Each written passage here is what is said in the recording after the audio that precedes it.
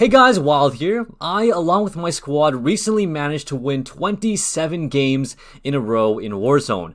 We have had some unbelievable nail-biting wins to carry the streak forward, to beat the records of many other top squads and set a new PR for my team.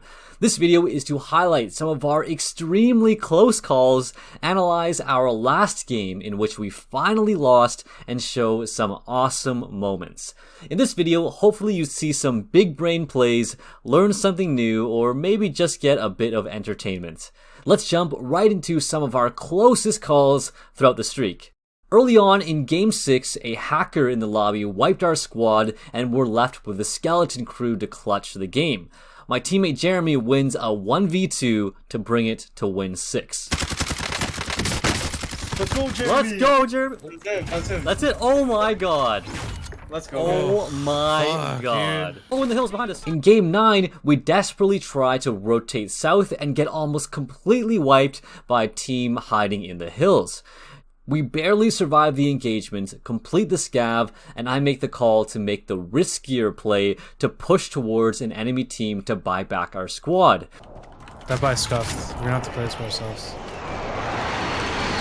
We gotta try to wipe him, Jeremy. Yeah.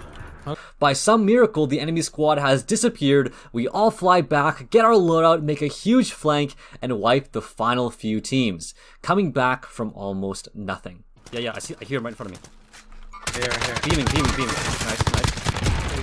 Still another one there. Bro. Down. One running away, right side. Okay. That's what I'm talking about, boys! Dude, what a fucking scuff. What a comeback! In Game 15, we hold an apartment in center circle that has two different stairwells.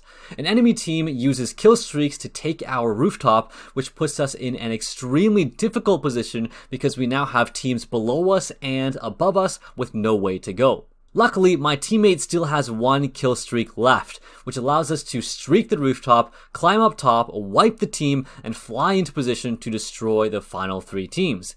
Had we wasted our final kill streak any earlier, we would have likely been stuck and died by the teams camping around us. In Game 16, half our team gets wiped on the rotation, but we are brought back to help fight against the final squad posted up in a building. I see that my team has to rotate across an open airfield and decide to buy time by landing on top of the enemy team. We both die, but force the enemy team to burn their last cluster strike on themselves and distract long enough to allow my teammates to rotate to perfect cover in the final zone. This allows my 2 last teammates with loadout guns to avoid being kill-streaked and clutch up 2v3 against the final team. Nice, boys! Oh, shit. That's so hard. In Game 23, we have our closest call yet. We decide to hold the only defendable position in storage, the 2-story white building in the middle, but get pushed by almost every team on the map for the entire duration. At one point, we get pushed by a team while simultaneously getting sniped with explosive rounds from a distance. The only thing keeping the win streak alive is a sliver of health. In Game 26, we got wiped almost immediately off the start, and spend the entire game just trying to stay in it. We barely survive the final fight against a good team, and get 26 wins. Last one in the tennis tower. Tagged once. No, I was reloading. Yes. Holy shit! Oh my god! Oh my god! Game 28 is when we finally end up losing. The final circle is centered around the elevated highways west of airport. We make the decision to hold top airport so that we can stay safe for the majority of the game and so that we can snipe down the only threatening teams that can rotate on us from the distant hills. In this game, we make 4 major mistakes that lead to our loss that anyone, including us, can learn from. Firstly, we see a full team of 4 rotating in from the distant hills, trying to move into the center zone. We are unable to kill a single player from that team, and the whole reason we are on the rooftop in the first place is so that we can kill these guys specifically, but we fail at that. I recognize that this might be a problem halfway and go get the helicopter that we've saved up so that we can fly us into the final zone on the top highway. However, I should have told my team to all hop in while the helicopter is safe so that we can full send the chopper straight in. Now, unfortunately, I fly the helicopter half-heartedly because I'm the only one in it, get missile locked from some random dude in the zone, and lose our best way to rotate in the final zone.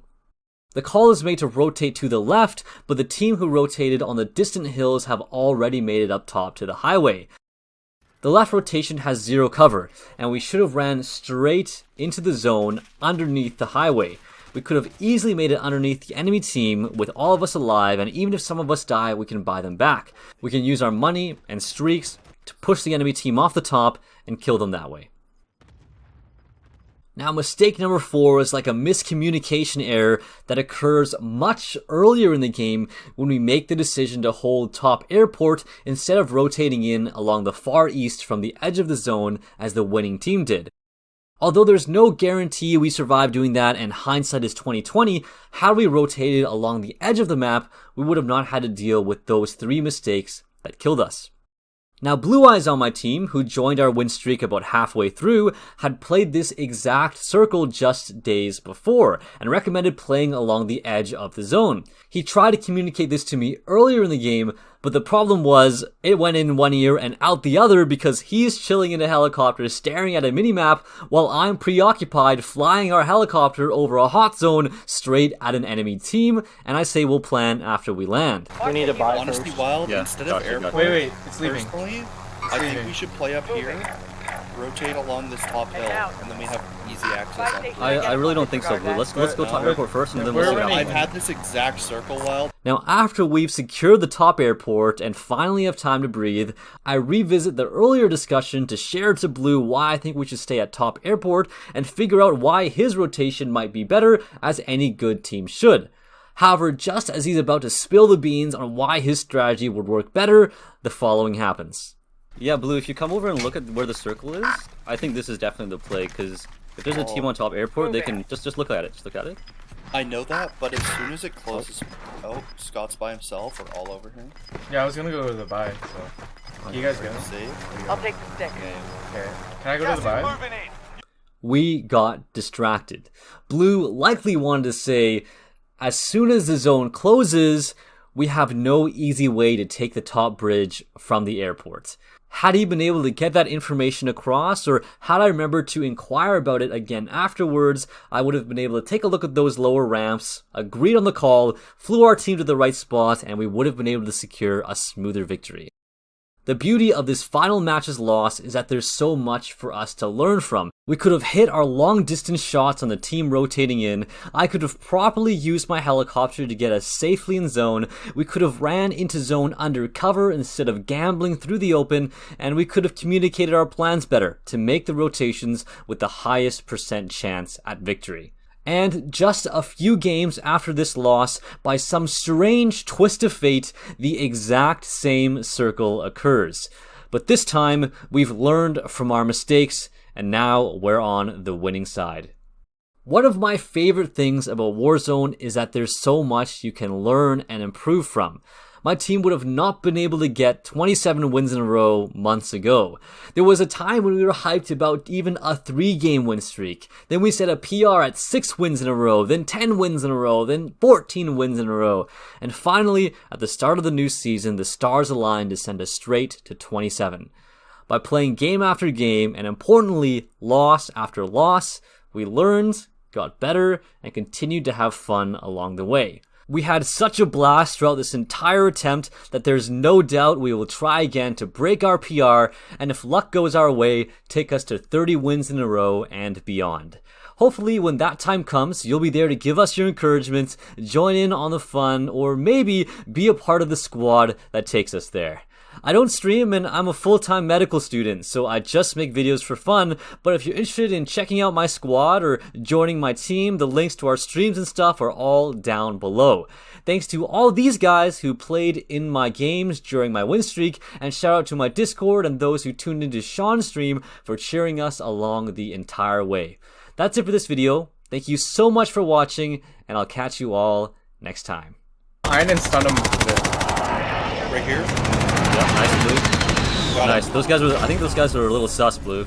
Yeah, I think they were not legit. Yeah, a little freaky. Yeah, we did it, boys! Oh, We did it! We did it, guys! Thanks, boys. We appreciate it. Yo, Fucking shoot him, motherfucker. Congrats, motherfucker. how can you get loose? I get loose and hack, bro. doing? Screw bro. You were right. Bro, I was Aimbot right. is so lost, bro.